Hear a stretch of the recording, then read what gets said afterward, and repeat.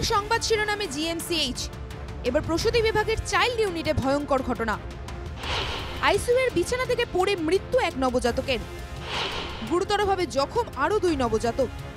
সূত্রের খবর, চাইল্ড ইউনিটের আইসিইউর একটি বিছানায় রাখা হয়েছিল 3 নবজাতককে।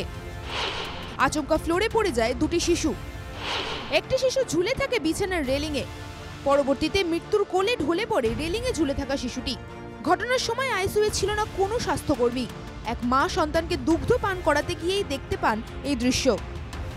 মৃত শিশুর মা বাবা গুয়াহাটির নুনমাটির বাসিন্দা। গত 15ই আগস্ট জন্ম হয়েছিল শিশুটির।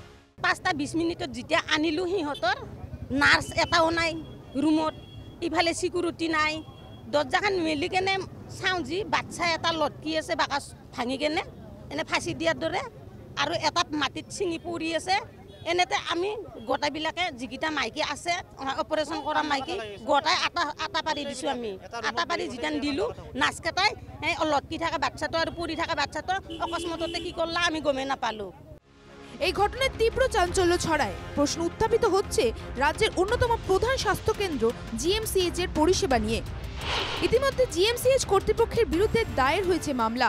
চিকিৎসকের গাফিলতি বহুত মানে তাদের রেসপন্স বোলা বস্তু নাই, আৰু চিকিৎসকৰ রেসপন্স বোলা বস্তু নাই। মানে কি কৰিব লাগে, কেঁচুৱাক কেনেকৈ কি কৰিব লাগে সেনেকুৱা বস্তু নাই। তাৰমানে আৰু ইয়াতো তাৰমানে চব শুই আছে, দৰ্জা মাৰি, কোনো এটা মেম নাই, কোনো এটা ডক্টৰ নাই ওচৰত। তাৰমানে ইয়াতে যেনেকৈ পেলাই থৈ দিছে দেখা পাই বোলে তাৰমানে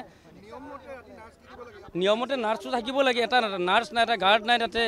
দেখি পেলাই তাৰমানে আপোনালোকক আৰু কি ক'ম, আৰু মই নিজে দেখা পাই পেলাই আৰু তাৰমানে নিজে হেৰি কৰিছোঁ। প্রশ্ন হয়, কার গাফিলতিতে মৃত্যু হলো এক নিষ্পাপ শিশুর? ঘটনার সময় কোথায় ছিলেন কর্তব্যরত স্বাস্থ্যকর্মীরা? চাপে পড়ে উচ্চ পর্যায়ে তদন্ত ঘোষণা করেছে জিএমসিএইচ কর্তৃপক্ষ। খতিয়ে দেখা হচ্ছে আইসিইউ এর সিসিটিভি ফুটেজ। কিন্তু এত বড় একটি ঘটনার পরও চরম দায়িত্বহীনতার পরিচয় দিলেন জিএমসিএইচ এর অধ্যক্ষ। তার দায়সারা মন্তব্য ডক্টর অচ্যুত বৈশ্যের।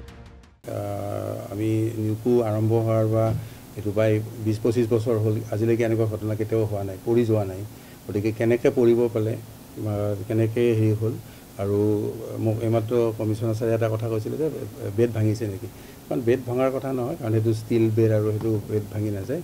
হয়তো কিবা কাৰণত এক্সিডেণ্টত কেনেকৈ পৰিল, হয়তো গাখীৰ খুৱাই থওঁতে হয়তো কাৰোবাৰ কিবা অসুবিধা হ'ব পাৰে।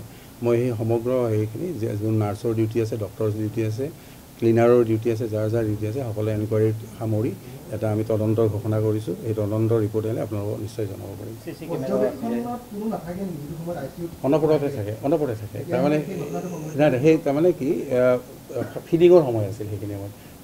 বিষয়টি নিয়ে প্রতিক্রিয়া ব্যক্ত করেছে মুখ্যমন্ত্রী হিমন্ত বিশ্ব শর্মাও। আৰু বিষয়টো সঁচাকৈয়ে দুখদায়ক, বেদনাদায়ক। আৰু মই 5-9ৰ পৰা গাড়ীত আহোঁতে সেইটোকে কথা পাতি আহি আছিলোঁ প্ৰিন্সিপালৰ লগত। তেওঁ ক'লে কোনো বেছি পেচেণ্টো নাছিল বিছনাখনত। রাজ্যের চিকিৎসা পরিকাঠামোয় ব্যাপক পরিবর্তন হয়েছে ঠিকই, কিন্তু আজও প্রশ্নের মুখে চিকিৎসা পরিষেবা। জিএমসিএইচ এর মতন হাসপাতালে যদি এরকম ঘটনা ঘটে, তাহলে রাজ্যের অন্যান্য হাসপাতালের অবস্থা কি তা সহজেই অনুমেয়। Bureau report, NKTV Bangla.